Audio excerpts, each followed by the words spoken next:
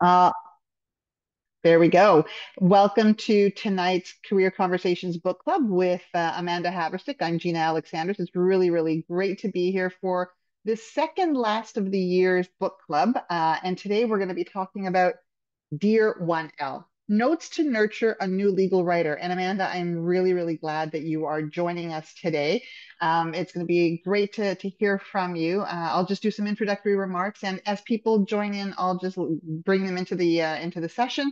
But people can also be watching this later on, so I am recording it for those who are looking at this later on. So again, the Career Conversations Book Club came about from three loves that I have, which is the love of books and reading, the love of powerful conversations, especially about careers, and then bringing people together in community. So if you feel like you want to post something, hashtag GA Career Conversations, please go right ahead and do so. And a few quick reminders before we hear from Amanda and get into our conversation. First of all, the format for tonight. We're going to be talking a little bit about Amanda's career. Then we're going to be digging into the book and with specific questions that she and I have talked about. And then if there are other questions that people have afterwards, they can ask those questions of Amanda or myself as we move forward. I am asking if people can keep their microphones muted for the first little bit of it. If you want, however, feel free to ask a question in the chat and we'll be looking at it periodically and I'll be monitoring that as we move forward.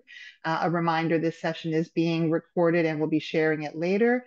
For any Ontario lawyers watching this live or later on the recording, you are eligible. It just froze.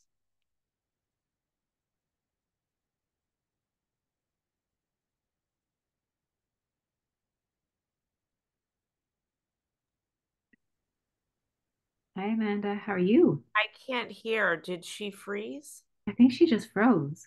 Hold Oh, on. good. It's not me. I was so scared. Yeah. Oh, Or come this is me back. that Oh, sometimes, But oh, you did were it. oh, frozen. hello. We couldn't hear. Oh, can you hear me?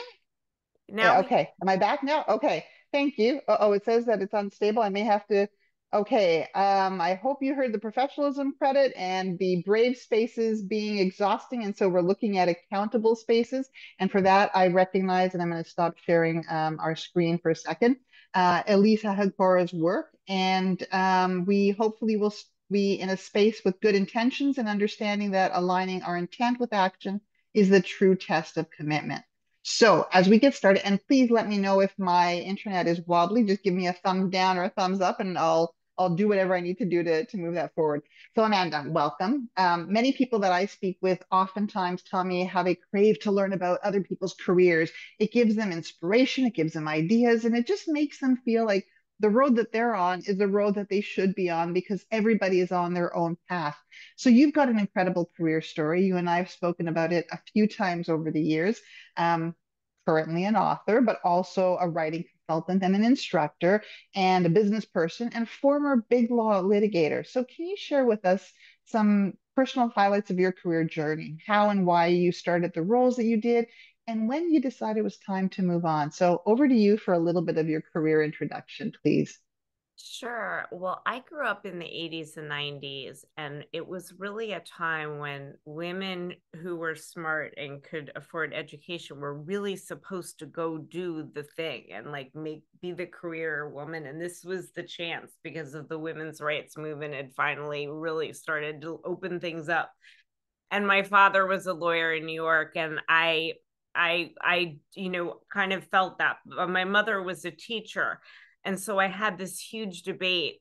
Do I become a teacher and go get my master's and do that? Or do I become a lawyer like my dad and do that? And so that was a big debate for, I would say, a whole year of my life. And I decided sort of to go to law school because I thought it'd be easier to go to law school and then become a teacher than the reverse. And I also really wanted to get married. And I thought I was more likely to meet a husband who could support me being a teacher at law school than I was by going to teaching school, because then he'd be a teacher too. And so it just, I don't know. I love the reality of it too, right? I was like, all right, well, that's all I can do to decide between the two. So we're going to go with it. And what was law school like for you? Was it what you thought it would be, Amanda, as you started I it?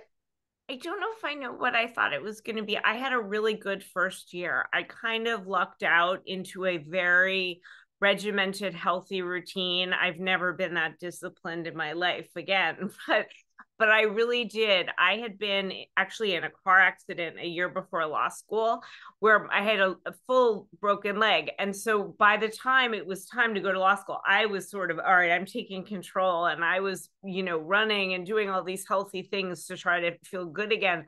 And it turned out to be a great system because I was very disciplined in my days and like studying this time block before breakfast type thing. So anyway, my dad had started at a big law firm and I didn't again know what to do. So I had been a paralegal for 2 years between college and law school. I learned what I didn't want to do, which was becoming a corporate lawyer, which was very boring.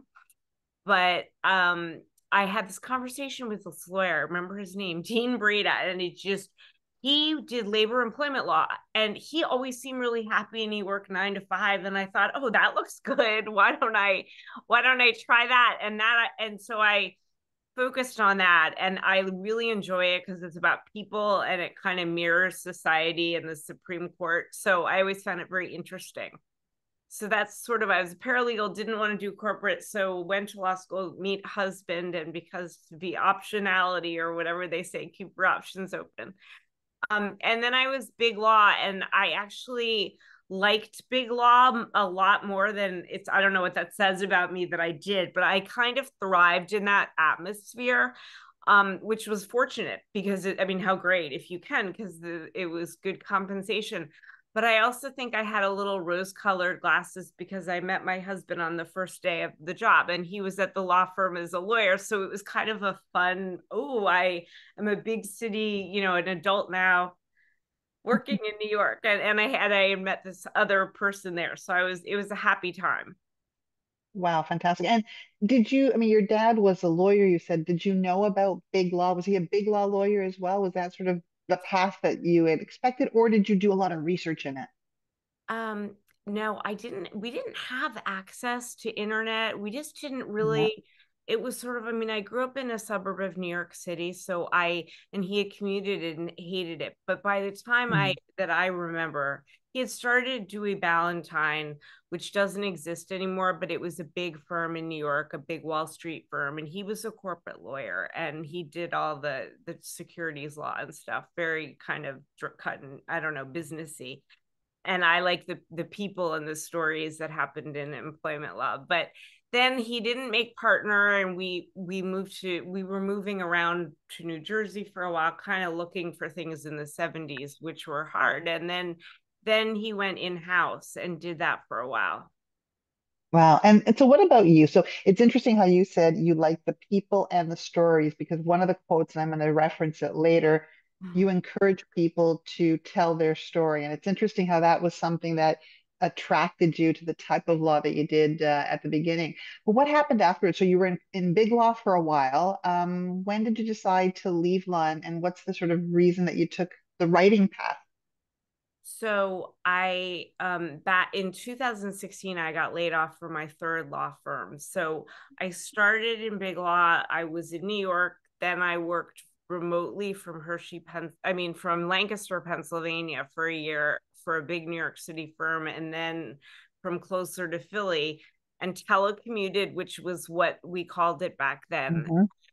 There's no such thing as work from home. It wasn't the acronym. It was so all right, so let's think. And then I went to in-house at Hershey for a couple of years, which was really fun.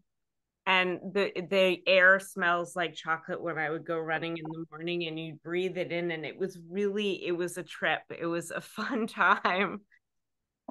And my Were you working on, so were you working on corporate work or were you doing labor and employment even at labor Hershey? employment law there. So you I was stayed with I that. Mhm. I served the HR team. So the HR people were my clients. So if they had to fire someone and they Mhm. thought, oh, do we have enough evidence? Or what do we do when someone has complained about harassment? Or we have some manager who's sort of said some racy things that, drugs Mhm. should, like, well, how do we deal with it type thing. And also ethics codes and stuff.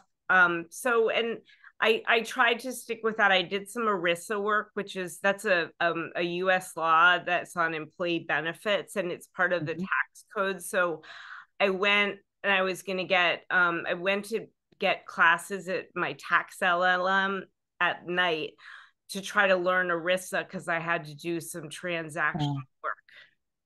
Wow. How long were you at Hershey for? Open a window. I'm Oh, sorry. no problem. I was at Hershey for 2 years and 2.5 years. And it was hard because I did like it, but being from New York, it was tough. It was just a different type of town. It was Hmm. very sort of provincial and a little bit into conservative Pennsylvania, and a little bit people who had never been out of where they lived, and a little bit. And I was sort of more, I don't know, I fancied myself as being more cosmopolitan. And also the money, it just, the company wasn't doing well. So my stock, I don't know, it just, at some point I had to go back to big law for money. And I also kind of missed it. Well, it's interesting that you say that because A, you went into Big Law and loved it, and B, you went back to Big Law because you missed it. And we don't oftentimes hear about people loving that or missing that. And I'm really glad to hear that because I always tell people there's a path for everybody, whether it's Big Law, whether it's in-house, whether it's small firm, whether it's solo, whatever the path is. But tell us a little bit about how you went from law then to the next phase. Tell us a little bit of how you got into your writing consulting, because that's sort of that next stage, if I'm not mistaken. Yeah, and I hadn't been working as a lawyer. When you stop being a lawyer, you really like you lose your identity. I mean, it's Mm. hard. How do you it was tough. So I sort of, and my kids, I had never been a stay-home mom. I have three daughters. And Hmm. they were in high school, and I just thought, okay, well, my husband got a new job, so he was going to be traveling a lot, and he made enough money that I could take a break. I sort of floundered for a couple of years trying to become a legal writing instructor. That didn't work out. I tried a couple of things that didn't work. And then finally, it was during COVID. And I think I just gained confidence from Hmm. doing like puzzles and accomplishing, like I had just been at home, so I was kind of stuck. And I started to like be, oh, I should work, I can do stuff, and started to get my confidence back, because it's hard when you're in your late 40s and you're like, all right, who's going to hire me? I'm like old, and I know I'm too expensive, but I'm also, I don't know, it's hard. And so I lacked that, and that was hard, and I just gradually found it little by little, and then started um focusing on law students, and just starting to tutor them, and legal writing was the thing. I that was my thing at the law firm, and I wrote briefs because I love it, and so I love writing, so I got to write the briefs for all the cases. I mean, sometimes they'd bring me in just to write the briefs for a case that I Hmm. hadn't handled. Well, it's interesting because you said teaching was one route that you might have gone, and you moved into legal writing, tutoring, if you will, and writing was always part of it. Did you do your undergrad in literature and writing, or was it completely different? East Asian studies. I Okay. took Japanese and studied in Japan. I was going to be an international businesswoman. I was, it was right after Japan, some company in Japan had bought the Rockefeller Center in New York, and it was like, oh, Japan banks were really hot, and everyone was like, oh, what do they know that we don't know? And so I majored in Japanese, and I went there for the fall of my junior year. And I love the fact that you said in law school, you had a good pace, and you talked about a really good um, process or program that you put yourself on, even though it was because of your health issues, the crash that you'd had, the accident that you'd had. It served you really well in law school. Did you know that you liked writing, legal writing, as much as you did while you were doing it, or did that come after the fact, Amanda? Okay, wait, I'm gonna keep track of three questions. But I Oh, it was I grew up writing was something I was scared of because my mom was an English teacher and she always told me, more metaphor and you haven't been descriptive enough. So I was a little bit cautious. I always held back, and I did really poorly in legal writing first year of law school. So I my first experience with legal writing was not good. I mean, it's so different than college writing. Mm-hmm. And so, but luckily through law review, I sort of got the bug, and I had some mentors who were fun to teach me how to write. And I wasn't without a lot of battle scars. I mean, you get a lot of red ink and you learn. I had one time a partner this was before we had email. So he was away in a foreign island that couldn't be reached, but he was calling into my voicemail and saying line by line, okay, change this word to this, Wow. change the next. Yeah. So it was crazy. And then I had to listen, write them all down, and then empty my voicemail so he could lead the next page. It was like a 40-page brief. I'll never forget it. It was that was how we learned. But you learn Yeah. when you have to retype everything over again. Absolutely. One of the things that I picked out from your book, which is not just for 1Ls, even though it's called Dear 1Ls, it's really for anybody who writes in their work and at all stages. Yes, it's geared to first years or even to perspectives, but it's so much available to anybody who writes in law in their work. Let me ask you, as we move from your career to the book, I want to get to that in a second. One of the questions that I ask all of my guests, and I'm going to put it to you, in career services, in career coaching, we oftentimes think about being very strategic and very planned in terms of your career trajectory. And you've talked about different reasons why you went into one or the other. So, my question to all my authors is, how much of a role did chance or serendipity have in the career choices that came to you or that you took for them? Yeah, and when I looked at this, I thought about this a little before. I found this pattern that something would be very thought out, and then the next thing that happened was pure serendipity. Um, we had there was one crazy time. So I was at the firm in New York, and we lived in Lancaster, Pennsylvania, and I thought I was going to leave because I just had my first child, and I didn't know if I was going to still be a lawyer. And so I thought, oh, I will go work 2 days a week at some local firm in the country. And I didn't know what I wanted to do. And when I called my New York City firm, they said, oh, no, no, you can telecommute, router, hub, whatever. And so, like, that never planned. I mean, that was pure serendipity that it just kind of happened. And Mhm. then the first student I got was because a friend of a friend during COVID knew of a 1L who went to my alma mater, Boston College Law School, and was struggling in part with legal writing, but also just imagine going to law school during COVID where you were Yeah. like distance learning. So it's such a fragile time anyway, law school, the first year. Mhm. So, but at any rate, what's happened is that I've found, lawyers now have taken to the writing stuff. So a lot of my business is helping lawyers with writing. And so it's been nice, but I wrote the book to 1Ls because that's sort of where my heart was in some of the nurturing of it. I love it. So let's talk about about your why. Yes, it was COVID. You had a couple of students, but what was the why for doing this book called Dear 1L? What was it important? Why was it important for you to research or write or share this book with the world in particular? Well, there were a couple things that the first year I did it was writing in 2021, 2022. So Mm. LinkedIn was very different at the time. It was very quiet. There weren't nearly as many people posting. And Mm-hmm. it was sort of this surreal time. And I had been on a tutoring platform, and then they got bought. And so I didn't continue there. And didn't know how I was going to market. And then my daughter said something about social media marketing. So that's how I ended up on LinkedIn. But people started saying, 1L said, oh, I print out every post and put it on my bulletin board. So, and then one person was collecting them in a binder. And so I thought, wait, I can do this better for them. I could, long story I mean, I started writing Dear 1L to them about all topics. And then I started a second series called Dear Legal Writer, which is for lawyers as well as law students, because we're all legal writers.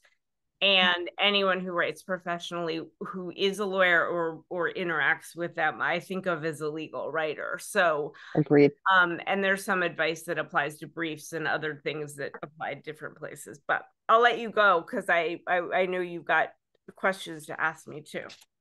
No, I love that. So it started off as LinkedIn posts. I mean, that's an incredible story that, and I love the story of the person who was printing it off into a binder or printing it off and putting it on their walls.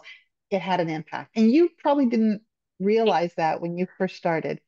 it gave me confidence too because I was a little insecure. Is what I'm putting out there even good? And I was alone and we moved right during 2020. So I was in a town I didn't know anyone. So I was vulnerable writing on LinkedIn for the first time. I was scared. And I remember the first time holding my breath and I posted at 6:30 in the morning. I thought that was a good time. I don't know why.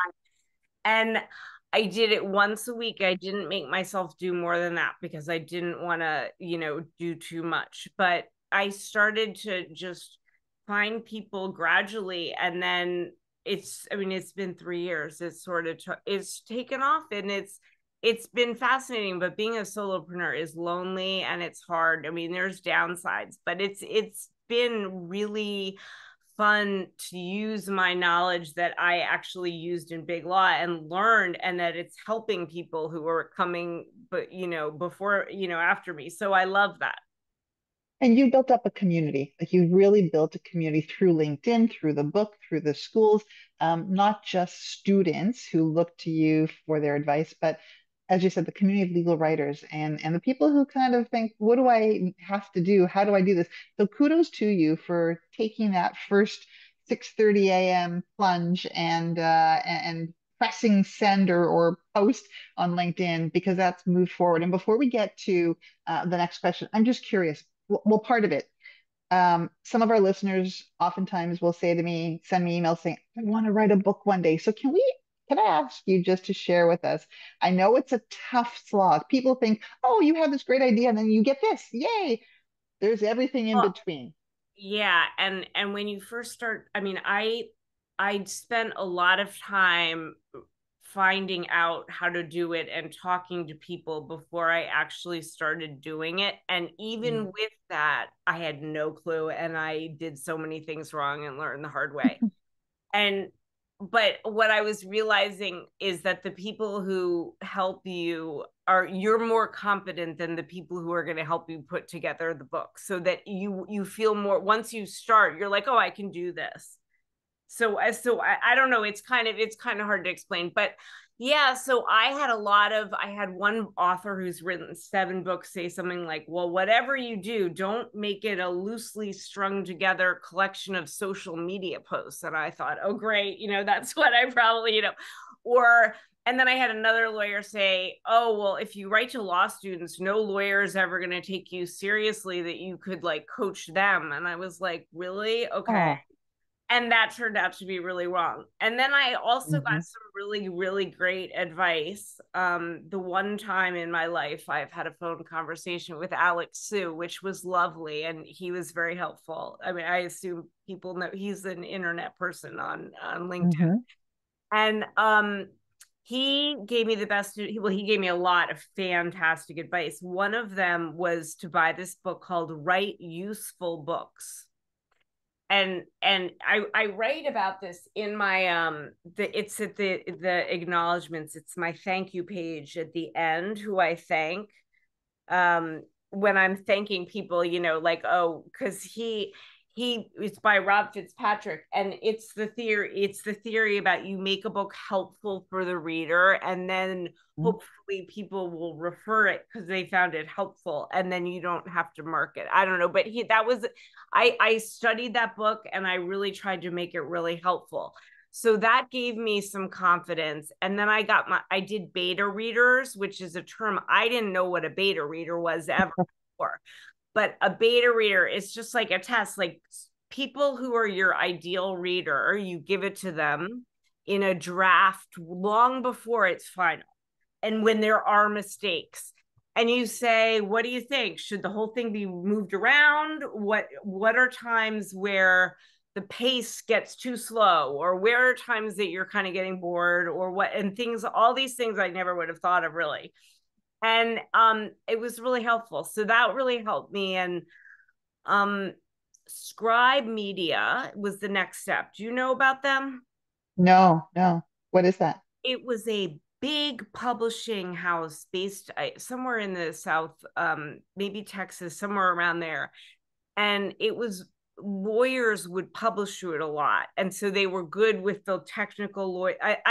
But it was people writing books about anything, but they happened to be lawyers. So they wrote that way a little. And then they went bankrupt, like that one, about a year before I started my book. And one of the guys, Hussein, and I forget how to pronounce his last name, but he started a community of all the proofreaders and copy editors and the guy who does the cover. Like there's a whole group, and you can pay 20, I don't know, it was it was $20 a month or something, and be in this. And then you can say, hi, I'm writing a book. I have no idea. You can get a book coach, you can get someone to ghostwrite it for you. I mean, you can get, there's a whole process. And luckily I got to skip. I didn't have to do copy editing because hopefully my grammar was right. But even so, I'll tell you, when the proofreader did it, she was correcting some of my own grammar. I mean, on some little technical things that, okay, you know, whether PS has 2 dots or is PS with no punctuation, which I don't care, right? So I love it. So you went through a journey and you had not this was not a world that was known to you, right? oh, and I really am not a reader. I don't read. I'm I not. love how you I love how you I'm like admitted that in your embarrassed book. to admit this. I'm No, 50, I love that you I'm admitting I don't like to read. So how I wrote a book? I wrote a book that I would like to read. I Yeah. was rereading my book today just to go over some of the chapters we talked about. And I was like, oh, this is cute. This is fun. And it was like, It, oh, wait a minute. I don't like to read, but this I can handle because it's spaced out. It's like a big font, and you can put stickies for if you're at 1L and you need the notes. But I there's, got sticky. yeah, I well, have there's sticky. some templates because if you know, we have this thing called the Blue Book. Do you use it in Canada? So my Blue Book that I have on my shelf today, I mean, it's got a million stickies in it still from when I got my Blue Book the last time, because you have all these rules. And I hate it when you have to put the sticky on the back of the page. So I made mine that every chapter starts on the fresh page. So you can put the sticky, you could probably even pull out the pages and staple that as like, and, you know, put it up on a board. But I think it's I nice love it. to have it in one place. So before we go on to the substance of the book, I want to ask you because I think I remember something on LinkedIn, but I want you to jog my memory. This cover, I love it. There's a heart. Dear 1L, how did you come up with this particular cover, Amanda? We started, I mean, I can go back because I always took screenshots of them, and you have a person who's going to be your cover designer. Mine was Jay Arias, who's in the interior copyright page. And he gave me 10 choices. And at one point we had a pastel pink with red ink in it, and it was more kind of like a poetry book. I was like, this is too feminine. And then we had so many iterations. And I think you get something like 5 rounds of going through 10 choices that you rule out, and then say more like this, but add, you know, marry these 2 choices. And I went way over and had to pay more money because I couldn't make it. And then my coach, I had a coach at the time in Australia, of all places, or New Zealand, because he was there during COVID and ended up staying there. So Mhm. he was from New York. I never would have ended up hiring someone in a time zone that different, right? But he came up with the heart, because he just believes, he helped me do my original website, and he believes that my differentiator is the heart that I put into it, because I really care about these students. I think that really mattered, and that shows in your materials.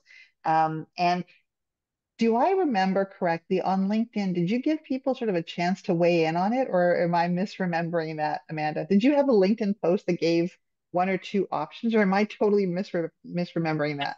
So Okay, I okay. don't know. You can give, what do you mean to rate the book? What I didn't For the they cover, for the cover, for the the cover cover, itself. I didn't, because when I Mhm. saw the heart on its Yeah, side, I was like, oh, there we go. done, And done. I love it.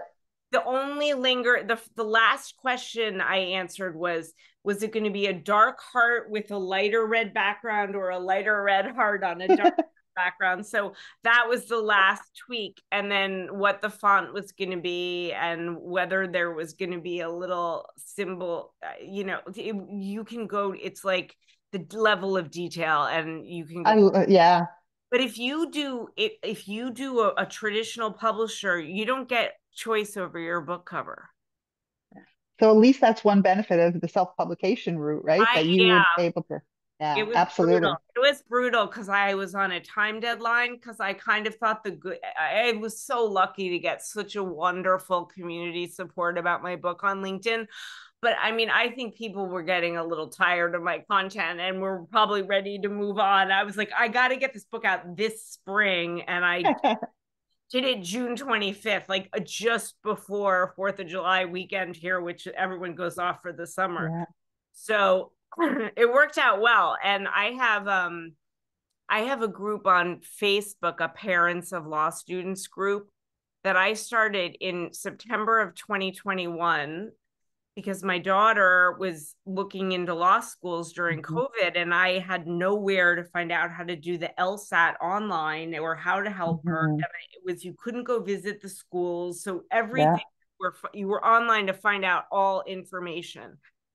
And there was no, I started a group. It's called Parents of Law Students, established September 2021. It's very literal. And so it's so literal that people have found it, and now there's over 2,000 members. So they have been really supportive about the book, and they buy it as gifts for their kids, for their, because it's like sending off your child to law school with something from the parent that is going to sort of, as they become an adult, it's like, good, that's one thing they can do. And some of the parents would like forward or print out and sit down and talk to their students about my posts, and it was a way for them to bond, which is good, because when you have 20-year-olds and you're 50 something, the 20-year-olds often don't have any, they don't think you know anything, or that you're Mhm. relevant, and so you've got this secret letter that has actually a checklist that's going to be really helpful. It ended up working out. Well, I've got to tell you, having been through the book, I think that every prospective 1L should be gifted or required to read the book. So let's go on into, because I know it applies not just to 1Ls or perspectives, but to legal writers. And you've got something right behind you that is sort of the very first part of the book, the very first question, which is, um, what do you mean by think about your reader? You've got it right behind you, and I'm looking to your over your right shoulder. Who is my reader? But that was one of the first things that you talked about. Why is that important for a writer to think about and to understand? Because you've got to get out of thinking about your writing as you words onto a page. No, you got Mhm. to think about your brain getting into the brain of your reader, and you need to picture your ideal reader. And I like to ask you, who is your reader, to really get you considering, well, who is my reader? And maybe that's going to make you think about what they look like, what they're doing when they're reading what you wrote. Mhm. Let's be as helpful to your reader as possible. And so once you start to think about it, then you start to communicate, rather than just you in the page of all yourself without another human being receiving it on the other end. um so they Warren Buffett has this great quote that if you can't communicate, it's like winking at a girl in the dark, nothing happens. and and so I think of that as like, if you're not communicating to another person, it's just you're worrying about how it's going to look on the page, or do I have the right sentence, as opposed to how is someone understanding me, because I want them to understand me. So I have to say, I was helping out an applicant to law school, and the first draft of their personal statement, I had to be pretty blunt, and I said, "So who are you writing this for?" "Oh, for me. I'm just writing because this is how I want to." And I said, "Yeah, but what's your goal here?" And when we started reframing, all of a sudden, different tone, different content, different pace, different everything was coming up. And I think that reminder for a 1L, and throughout your book, you often say how you wrote and who you wrote for in undergrad or in college is very different than writing in law school or in legal practice. And that mindset shift is really challenging to overcome sometimes for people. in 4 years of college. in college, you write to impress your reader. But as a legal writer, you are not writing to impress anyone. You are writing to persuade people, or to have them understand something they didn't understand before. Because you need to teach about your case before they can understand and be persuaded by what you're saying. Or you're writing to a business email, and they don't have time to, they don't want to read the whole legal analysis. They just want the bullet points. And you got to think about that as your readers change, of what you're giving them to be helpful. Yeah, it's a whole mindset shift though that has and skills shift as well, I think. And part of that, especially in the fall of first term, or as you're first starting off at a law firm, or even in your first job or your first few days in a new organization. I love chapter 4 because you were really, really direct and really vulnerable by talking about it was in the context of failing a midterm. You Yeah. talk about failure though. And tell us a little bit about what's your take on dealing with failure, because we like to think in law, no, we don't, we're perfect. No, we're not. Everybody fails, but we don't talk about it as a community or as a profession. So what's your take on failure, Amanda? Oh, well, I mean, that was failing that midterm is nothing. Let's talk about, I mean, the first time I taught, so I got to be an adjunct professor, if you want, and at a law school. And it was, I got feedback from the students. They said I was terrible. This is me. This is me trying. That was failure. I mean, that was not good. You think about the times when you're new at something, and you just have, but whatever, the midterm, I mean, more to the point is that it doesn't count, and it's supposed to be an exercise. But if you extrapolate it, every time you fail, you did an exercise in what not to do, and then you're stronger for Mm. it and better for it. So I think that it can apply to life too. Yeah, no, it certainly can. And the fact that again, the vulnerability of you explaining that, okay, yeah, you failed your first midterm, and you learned from it. You learned what to do differently. And I think that's such an important message, especially in our profession where the stakes are high. And so, it was important for you to write about failure. And how was it received? I'm just curious what kind of feedback you get from people about that. That was like, I mean, that was a pretty hot post, because I think people always like people, and I need to remember that more too, because I get self-conscious that, oh, do I want to say I was bad at something? Is that, how do I market? How do I sell? But the like, I used to be embarrassed. I don't have an office. I have the corner of our master bedroom, and this is my little, I just am in the process of decorating, and it's sort of my escapism and my creative outlet, because I look at it usually when I'm sitting and writing. But I mean, who am I trying to prove? Some big law partner that what do I sit in a suit all day? No, I've always worked at home. I mean, since 1999, I've been working periodically, telecommuting or working at home. So I'm kind of, I just have to be me. I don't know. I don't know how old you are, but I'm 55. And I feel like after 50, you just kind of accept it. You don't care. And maybe I'm 57, and you're right. It's like, but it takes a while to get there, right? And for anybody who is in their 30s, 20s, 30s, or 40s, it can feel daunting. It can feel daunting, right? Absolutely. You're rolling your eyes because you and I have both been there, and I it's have hard. I have three daughters in their early Mhm. 20s, and Mhm. they're all home for Thanksgiving right now. I mean, it's really hard to have confidence because you're new at Mhm. being an adult and you've Mhm. never been an adult before and you don't know what to expect. You don't know what you don't know. And so you're just gradually, but really, I mean, at each point in life, it's just a new stage. You have no clue. So you figure it out as you go I along. love that. And know that failing and learning from your failure is part of that process. Amanda, in chapter 5, it's dedicated to the memo, the formal memo. But what I loved about it in particular is something that not just a 1L or a 2L or a 3L, but anybody who does legal writing can take away.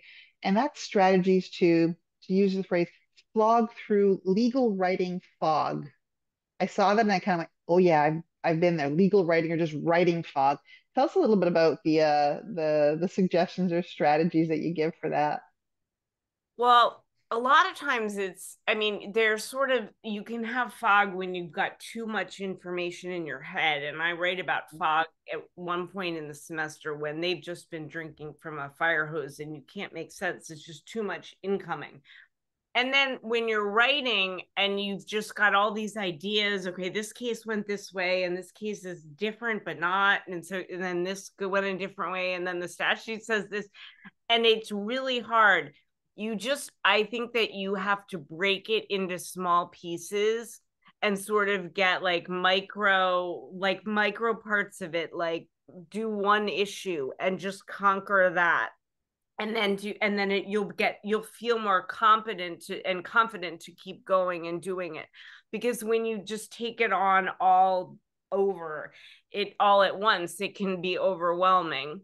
A lot of times you just, for the law school classes, a change in routine of how you do things, um going back and looking at your outline is really good, because you usually find out people never had an outline before they started writing, and that was the problem at the start. And I do that all the time. It's more fun to write without an outline because it's you can just sort of go and you see where it takes you. But for legal writing, you don't have time to really you sometimes need to just get it done quickly. That's where strategically you need to, think about what you need to do and how best to do it. I think that makes a lot of sense. But that fog, thank you for acknowledging that it does happen. And as soon as you use, I love the creativity, but as soon as you use the metaphor of the fire hose, I've seen it, I've experienced it, I've seen others experience it, and that's a literal explanation, not just a metaphor, right? You see people literally feeling overwhelmed by all the information and what they have to do. They can't get past it. So your acknowledgement and the recognition, hey, it's part of the process. And then the strategies on how we can deal with it, I think is really useful. The other part that's really useful, and I see this with legal writing, I see this and we talk about resumes down the road and cover letters. I see it oftentimes in business plans or business proposals, proofreading, um, really for anything that we write. Um, Tell us why you think it's important and the suggestions, because people have this, we're too busy, we can't proofread, we just, one and done. Nope. Tell me a little bit about proofreading. Tell us a little bit about your philosophy of proofreading and why it's important. Well, I used to file a lot of court briefs, and then I would go back and read them 6 months later and find typos. I mean, Oh, I read my book, I find things, that could be better this way. It's this sort of mhm. at some point, but you got to go in when you're a student too, because you're getting graded on this stuff, and you just have to do it. But you got to realize that you get blind to your own writing and you don't see words you're missing, or that you repeated a word too much, or that you referred to she instead of her, or whatever you did, and you just don't see it because you think you know what it says, even though it doesn't say that, because you just sort of have recited it in your head too many times. We used to call it getting brief blind. When you're working on a brief and you've been in it for so long, you start convincing yourself that you're going to win. You start drinking your own Kool-Aid, and you're not going to see the blemishes in your own work. So you got to give it to someone else. You got to read it out loud, or you gotta have the computer read it to you. Go upside down in a different font, but build it into your routine. So you think, and then you sort of organize, then you write, then you edit, and then you got to proof. So make that a step that you budget in time for, because if you don't, it is just going to come down to the wire, and that's something that always gets forgotten. Let me ask you, because you're talking about that in terms of, in this instance, the memo, for example, but when you were in big law, how did you budget for proofreading? Because they seem, again, talk about that fire hose, right? How did you budget, or was it just ingrained in you, so you naturally added half an hour a day, 2 days, whatever the case is? For some reason, I'm just one of those. I was a paralegal who looked for typos for a living, and so I see them. I was pretty good at it, and even so I would have some mistakes. But for me, it was really something like I need to wake up first thing in the morning and read it one time through, and then I would see things that I hadn't seen when I read it the night before. But if you don't sleep on it, or go running and do something else and get your brain totally free from the idea of it, then you see it again the next time, and you'll pick them up, the typos. I've got to say that a lot of there's resistance that I get to the one suggestion, because you had a few different and a whole bunch that I had not even thought of. Um, Printing out a hard copy. I have oftentimes had newer lawyers or students resist that. People don't want to print things off, but going through things line by line on a hard copy of things really can help with the editing process. But do you find that you get resistance to printing things off by people? I always, that's what I know and what works for me. I think it's better, like taking notes with a pen instead of typing on, it's just better. But I'm also old stodgy, and that's how I did it, and it worked for me. It doesn't mean that you can't proof online. Maybe you blow it up, you put it in a different font, you read from the bottom up. I mean, there's different ways you can do it. But so I don't want to say you have to print it out, because I'll get people won't like me because I'm murdering trees and wasting paper, and I'm probably a big offender at wasting paper, because I like to have the tactile paper. But I mean, I still have Mhm. a paper calendar, and I need to feel the words. But you can even hear, and I loved your suggestion. I never would have thought of changing the font or changing the color. So you can still see it on screen, but in a different way. It's just changing what you're seeing so it's not the same thing, and being able to capture the differences. And I think, let me ask you this, proofreading. Do you recommend proofreading even if it's a shorter email, or is proofreading really for the bigger projects? Well, I'm going to tell you that there's a level of done is better than perfect. And Mhm. I mean, you should see my LinkedIn comments. They're terrible. I have typos galore, because it's more valuable to me to talk at a certain early in the time the person posts, because I want to help them right away. Mhm. So I just, and sometimes I go back and edit them. Same thing with posts. I mean, at some point you just don't care anymore. But with legal briefs, you really, this court isn't a friend reading, and you need to Yeah. make this court happy and trust you and feel like you're competent. And if the biggest mistake I always saw in junior associates was always on the first page. It would be plaintiffs with, or plaintiffs plural, because they would use the model. Let's say we were doing discovery requests. They'd take it from another case that had two plaintiffs, and this Yeah. case only has one. And so then they would cut and paste, and they wouldn't carefully see it. And it's always on the first page, and it always just makes crushes you, because you think, did they not proofread at all? Yeah, and it goes back to the very first rule, your cardinal rule, know who your reader is. If it's the court, if it's the other side, if it's a friend, there's different levels of proofreading that you could do. Amanda, I loved your title for your chapter 11. Elevate your writing style. I thought, that gives everybody the opportunity to do something a little bit better. So tell us a little bit about, and you used Gary, and I'm not sure if I'm saying it right, Provost example that you used. what are a couple of the key tips to elevate your writing style? And when I say Gary Provost, for those of you who might be watching this later on or who might not have read this yet, um, you give two examples, or he gives two examples. One is where the whole paragraph has 5 word sentences, but then part of elevating your style is mix it up a little bit. And he gives this really beautiful rewritten prose that has 2 word sentences and 5 word sentences and 6 word sentences and 10 word sentences, and it flows differently. Seeing those two on the same page is a remarkable eye opening. So tell us about elevating your writing style. What are some of the strategies or tips that you give to elevating people's writing style?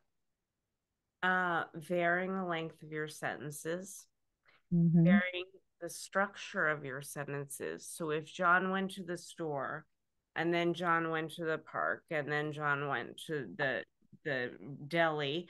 No, it's like maybe you change it up. It's like the park was his next stop, the deli came next, and you change it. It's not the, you've got to have variety to sort of let your writing jump off the page and keep the reader engaged, because the reader's going to get bored if you write very plodding sentences that are always okay, John hit the ball, or whatever, like, and it's just this, it's the same pattern. So Hmm. I see it a lot with the plaintiff.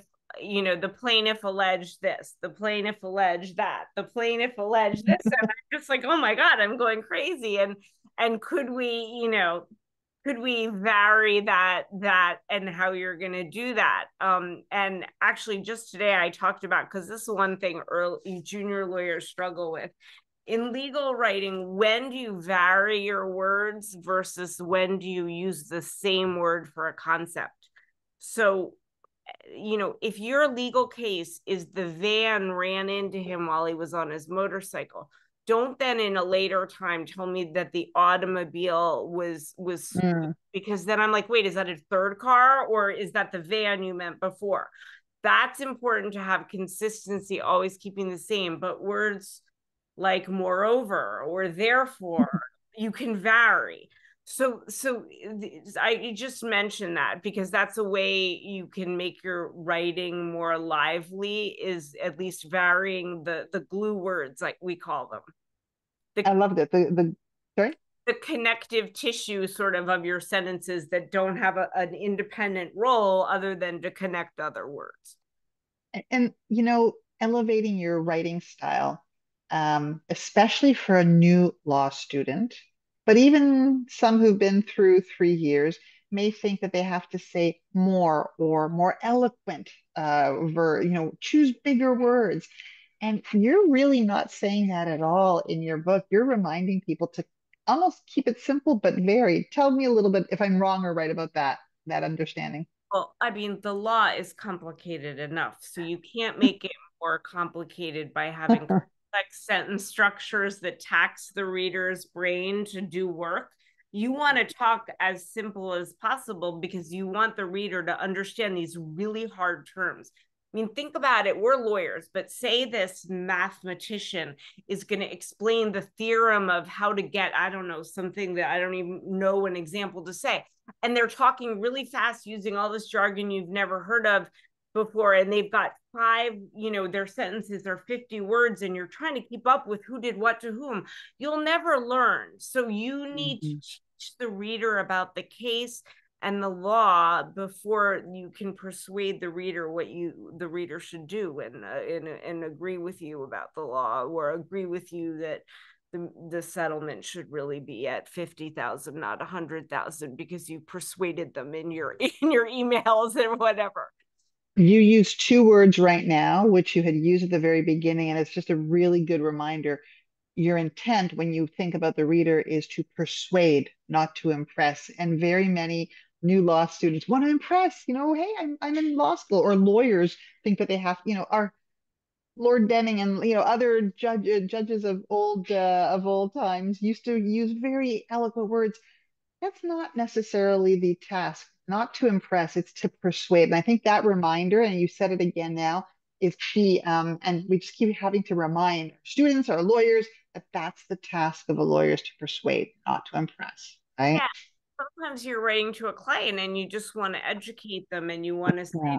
what the state of the law is. So you're just trying to communicate information and not persuade. But generally, if you don't if you're not credible to your reader and your reader doesn't think that you know what you're talking about and gets confused by what you say, your reader is not going to trust you to persuade them. They're going to go look at the Yeah. lawyer's brief on the other side.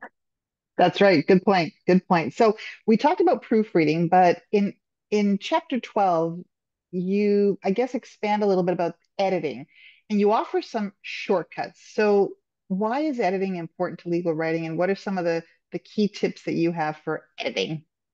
Well, I love my editing pen because I can always remember what the words stand for. And I've actually come up with an editing pencil since my book. So maybe I'll remember if I can remember all six off the top of my head. But the P is for passive voice. So you look for passive voice and you try to cut that out. And when you edit for passive voice, it will make it shorter. So you'll save words. It will make it clearer because it will be just more logical of who's doing what to whom. And it will be simpler sentence structure. So you're less likely to make a mistake with grammar in the predicate of the sentence. So there's three good reasons for passive. An expletive, E for expletive, is when you start a sentence with it is or there are. It's any sort of extraneous phrase, just like a curse word, which is also an expletive, that it serves no purpose in the sentence other than to just be there. You could say three cars raced down the street. You don't have to say there were three cars. So if you're trying to cut down words, that helps. N is for nominalizations. That's when you say things like make an arrangement or take a deposition. You could just say arrange or depose. And so that's a way that you can make your writing more smoother and flow better and also save words because we always have these page or word limits by courts. Yep, absolutely. And plus your reader, is busy. So you got to cut down, you got to be concise. You don't have all day. You don't have their attention all day. I mean, your reader is reading not for pleasure. This is legal writing. It's work. And your reminder, the writing is intended to be shorter, clear, and of course accurate, but shorter and clear is what you want to do. Because you said your pen, and I realize it's the acronym that you've come up with, the passive, the expletive, and the nominalization. Dare I ask you if you remember what your CIL in pencil is? And I'm not going to put you on the spot. We can Let's see. send it We out to can people go after. backwards. The L is for legalese, which we don't use Ah, anymore. It's very passe. We're going to write in plain language. mhm. And there was a Plain Language Act, I believe, in 2010 or something that all statutes had to be or new statutes had to be written in plain language, and this was the goal. And so you don't want to do legalese. I is for intensifiers like adverbs and adjectives, which usually prop up weak verbs and nouns as opposed to being forceful in themselves. So you don't want to say he was very hungry. You want to say he was ravenous or famished or some other one word that can stand for both the adverb and the verb. Or the adverb and the adjective in that case, I guess. But he ran quickly, he raced, he sped. It's just quicker, it's more upbeat, it's more perky, it's got oomph. I say in the book. So you just you try to do that, and you can use a thesaurus. I like onelook.com because you can actually type in ran quickly and you'll get one synonym that stands for that concept. Yeah. And then let's say you want a synonym that starts with an S. So you can say, only give me synonyms that start with S. And then you can parse it and look. And it's a fun writing tool. Didn't know about it. Thank you for that. Onelook.com. I'm going to look at that. The C in pencil, can you remind us what that is, or is it? Complexities. You don't want to use the word utilize for use because you're just trying to impress that you can use utilize. First of all, you may be misusing it because to utilize the original meaning, or the first meaning of it is to use for a purpose other than which something is intended. So if I take my pen to jiggy a lock, that's utilizing a pen to do that. And that's a more complex meaning. It also means to make use of, which Yeah. is a nominalization next to use, but does mean the same thing. So they're synonyms, but they carry baggage that, and it's longer. So why use it? I love the acronym that you've come up with for pencil. I'll send out the reminder to people in the summary tomorrow. I But haven't, I think I've only used that once on LinkedIn, and I did it when I first thought of it. I was writing, thanking a lawyer for dinner. We had had dinner. My husband's a lawyer too, and we were down in DC. And we had had this great business dinner at it was a big law firm, and it was two partners, and it was really nice. And maybe they'll hire me, to help some of their associates. Who knows? But I was writing a thank you email, and then I wrote about my pencil as a gift to them as an afterthought. I am soon going to do my post, so don't scoop me, because I've never all a right, pencil. It's I brand will not use it. hot off the presses. Alrighty, we're hearing it hot off the press. We'll leave that, but I love the oomph that you're doing. You said legalese, and I've got to say, my husband's in banking, and he'll oftentimes say to me, "Why do lawyers have to complicate things? Like, can't they just be in plain English?" Like, yeah, it should be in plain English, but it's true.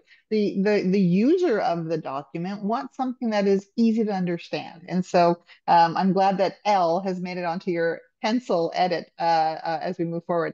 Amanda, before we go, I've got a couple more questions, but I want to just ask if anybody has any questions, put your hand up or put it in the chat, and we'll come back to you. But a topic that I wanted to chat about with you before we let you go is um, you and I have had this conversation too. And in law, I try and stay away from the word perfection or perfect. I just think it's a dangerous sometimes standard to have in terms of our careers, in terms of our expectations. But there's one part where you turned me. You convinced me that it's okay to say perfect in terms of a resume. Why does our resume need to be perfect? Let's talk about that. That's the one area, you can talk about perfection generally or perfect resumes. Let me hear you talk about that. Well, I mean, and you got to think about this too. This is the first time. This is someone, maybe they've done a resume about the restaurants and the nanny jobs that they've done, but they don't know what career resume. Most 20 somethings think, I don't know what to put on my resume.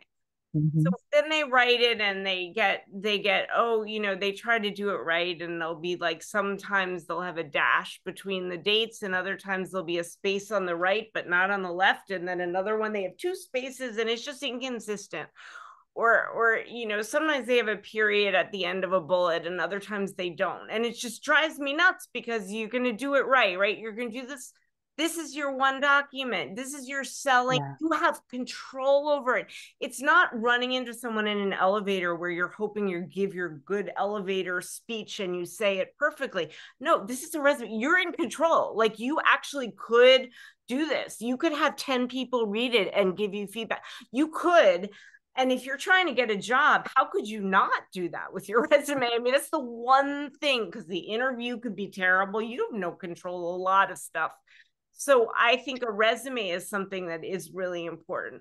I think your LinkedIn profile should be next, although I've changed mine so many times. I'm sure there's been hours during which there was a typo. So I got to be careful, because I'm not perfect either. But Mhm. you've got to strive for it. How can you not strive for it? I think is the point.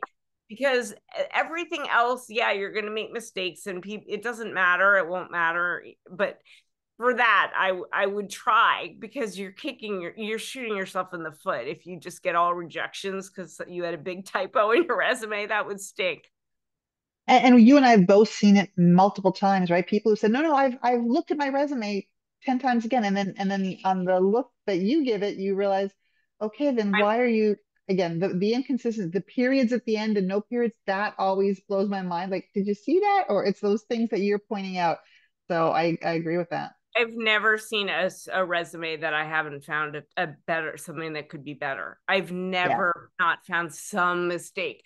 Maybe occasionally, if it's a lawyer's that I know's already been through someone, I can be like, all right, they made a choice that I would have done yeah, differently, but it's not wrong.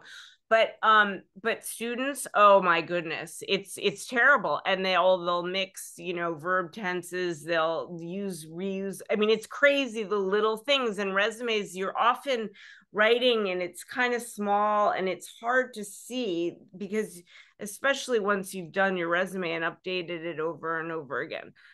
yeah. No, I agree. And to your point as well with resumes in particular, I think the reminder that it is the substance, but it's also the format. There are many times of legal writing where substance absolutely matters, but so does format and the way that, do you have and I've got to confess, thank you for telling me step by step with everybody else in the book how to properly align our dates because I think I was doing what you suggested of spacing, Tabbing tabbing, over and and spacing dot dot dot, it never lines up right. so thank you for actually writing it out in a book where, yeah, I could have Googled it, but I don't think I would have thought about it. You actually are helping us in a very practical way as well. So thank you for that because the look of your resume does matter. If you've got different fonts or if you're not aligned properly, that matters at first blush just as much as the substance does. So I think it's really important. Paula, I just really want to acknowledge the note that she says, and Amanda, thank you for sharing your wisdom. She'll smile and think of you next time she encounters the word utilize. That's one of the takeaways. So thank you very much for that. Let me ask you one more question because together with the various themes and topics of the chapters, what I loved about the book is that you came up with something, and I want to know the history of how you came up with it, called interludes, and you have about 9 or 10 of the interludes. What did you mean by including these interludes in your book? And do you have a favorite one? Okay, I'm going to be perfectly honest here. Ross Guberman has them in his book. Wait, I'm going to get it. Who's Ross Guberman? Do I know who that is? I feel like I should know who that is, and I'm not sure who it is. This is such a What? plug. Okay, Ross, I'm plugging your book. Remember, you gotta plug mine. You gotta put Here we Ross go. has a quote on the back of my book. He's Ross Guberman. He's written here, but he Okay. does brief catch. He's got this technology. I'm not being paid, I promise.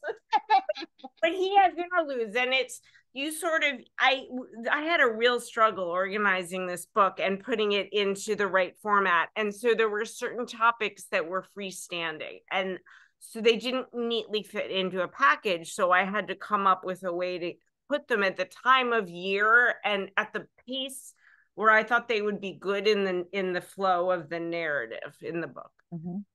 Intro, Fantastic. I don't And know, it's sort of like a made up thing, like the chapter between the chapters. I don't know. I loved it. I love just the language that you used, interludes. Now, there were so many. I think I've tabbed a whole bunch, but do you have a favorite interlude?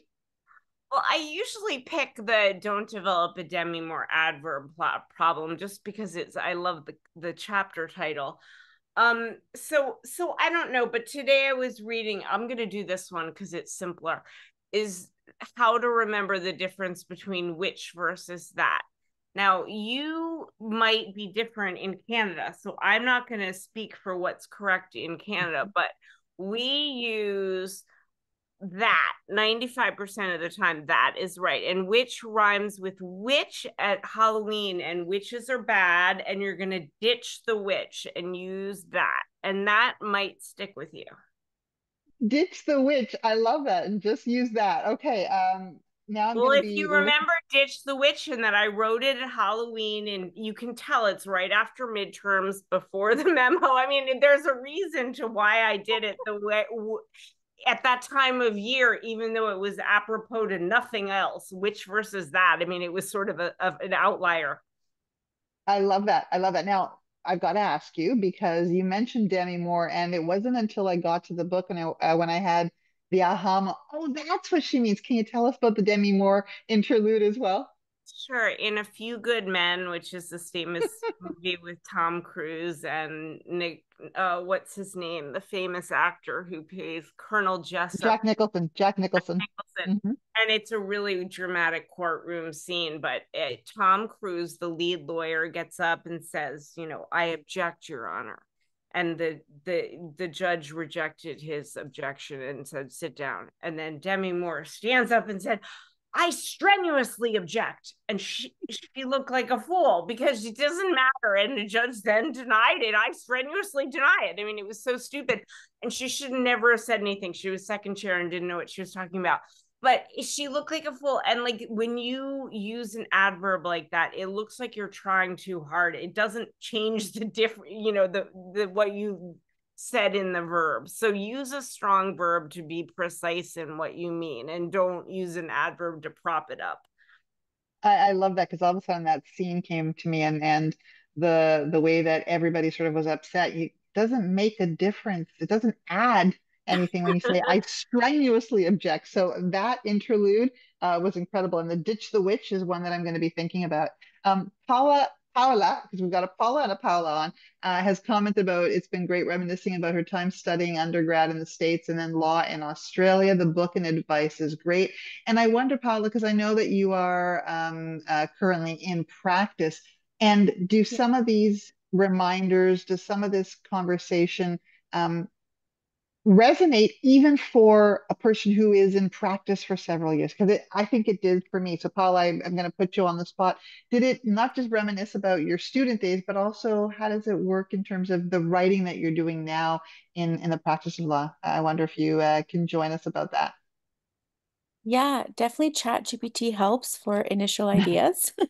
Hmm. Hmm. So I think we're in a different world and just what Amanda was saying earlier that, you had your voicemail about the 40-page brief.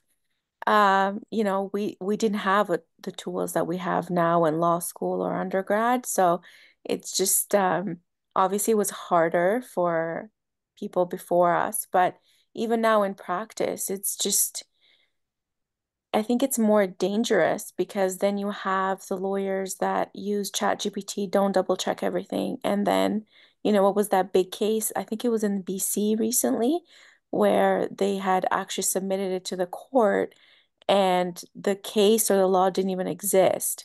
Yeah. Yeah. So it's just, Paula, it's really a good reminder. And Amanda, I wonder if over the years your training or the way that you address legal writing has changed with the additional technology that's come on board. I'm wondering if that's had an impact on your legal writing at all. Thank you, Paula. I think it's ironic because if you study how to write prompts, you will learn how to write clearly, how to write concisely, and how to write simply. So this computer can give you what you want. And guess what? You could have just learned how to write well in the first place, simply, clearly, and concisely. So that's what I'll say about AI.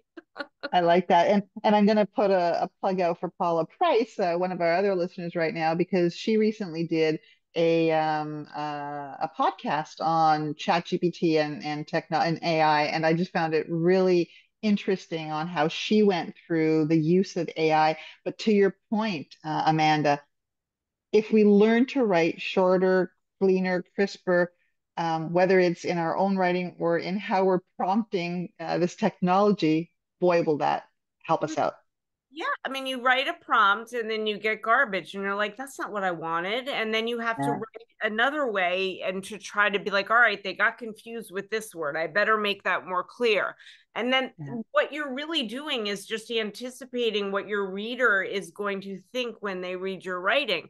So if you just started at the beginning by thinking about your reader, you didn't have to waste all this time learning how to do prompts. I That's like that. No, I appreciate that. Let me ask you this, Amanda, because a lot of what you've said, and we're going to be wrapping up soon, but a lot of what you've said is, especially coming from college, or some people do masters or PhDs before going on to law school. what piece of advice, is there one piece of advice that you offer to new students or to anybody starting something new, practice whatever it is? How do you undo old habits, right? Or habits that you've created 4 years of college or longer? It's not easy to undo old habits. You What's your have advice? you got to accept it that you're in a new world. It's like you went to Mm, Mars, okay? You're going to assume, or they speak a different language. So don't assume anything, because hmm what your assumption is going to be is to write the paragraph in this order. You're going to want to have a topics sentence with 3 examples and 3 quotes and then a conclusion sentence. But we don't write that way. We write in Creac and a lot. So like everything's different, and just accept that it's different, accept that you're going to make mistakes and get it wrong because it's the first time you're doing it, and just accept that. And so don't take the feedback as like a, curse on your identity that you take personally. Oh, they don't like how I write. No, you're just going to suck at the beginning and accept it.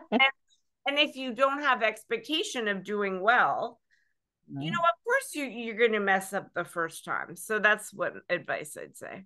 I wish that everybody who's about to start law school or whatever that new thing is can hear that comment and take that to heart. And again, for all of us, ourselves included, as we start something new, because we're always starting something new.